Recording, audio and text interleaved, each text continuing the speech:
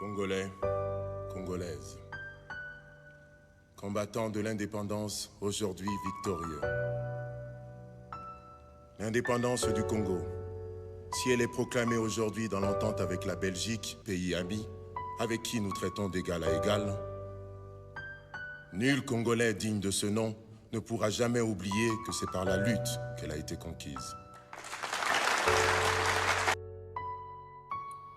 Patrice Emery Lumumba, né le 10 juillet 1925 dans le village d'Unalwa, province de la colonie du Congo belge.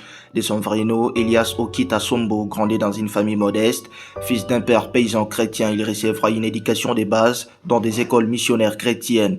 Élève doué, très distingué, et rejoint les rangs des évolués, la petite population d'indigènes que le pouvoir belge consent à laisser s'élever dans la société coloniale. Il est alors encore marqué par le paternalisme dont le Congo belge est un point se reconnaît dans les idées du Parti libéral belge, mais sa prise de conscience est rapide. En 1958, il professe des opinions clairement anticolonialistes et il fonde à Léopold II, aujourd'hui Kinshasa, le mouvement national congolais, un parti nationaliste unitaire et radical. Quelques semaines plus tard, il assiste à la conférence des peuples africains où il croise notamment Frantz Fanon, alors allié au FELN algérien et les Ghanéens comme Nkrumah, des rencontres qui marqueront un tournant essentiel dans sa pensée politique. Désormais résolument favorable à l'indépendance, il sera arrêté par les autorités belges au début de 1960. Son arrestation et les fronts unis des leaders congolais face au pouvoir de Bruxelles précipiteront la marche vers l'indépendance fixée au 30 juin. Libéré, il remporte avec son parti les premières élections libres du pays et est nommé Premier ministre. Les jours de l'indépendance, il répond avec force au roi Baudouin de Belge qui venait de saluer l'œuvre colonisatrice de son ancêtre Léopold II.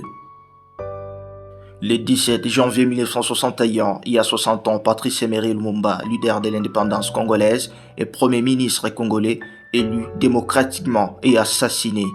Une mort tragique qui est le fruit d'une déstabilisation orchestrée par plusieurs acteurs, les autorités belges, congolaises et États unusiennes via la communauté internationale africaine. Son corps sera découpé puis dissous dans l'acide sulfurique. Dans les années des bilans, les policiers belges avoueront avoir participé à l'opération et avoir conservé une dent du leader indépendantiste Patrice Emery Lumumba, dont la justice belge ordonnera en 2020 la restitution aux enfants de Lumumba. 60 ans après, Patrice Emery Lumumba va enfin pouvoir recevoir une sépulture officielle dans son pays. Martyr de l'indépendance congolaise, Patrice Emery Lumumba est devenu très vite après sa mort une icône internationale de la colonisation. En 1962, l'URSS baptise de son nom l'Université de l'Amitié de Peuple. Le jour de sa mort, le 17 janvier, est journée fériée en République démocratique du Congo. Et sa destinée fulgurante et tragique a inspiré beaucoup de gens, beaucoup de personnalités. Voici ce qui retrace le parcours de Lumumba. N'oubliez pas de vous abonner et surtout signifier la cloche des notifications pour ne pas rater les prochaines vidéos. C'est votre journaliste James Massoudi depuis Lubumbashi.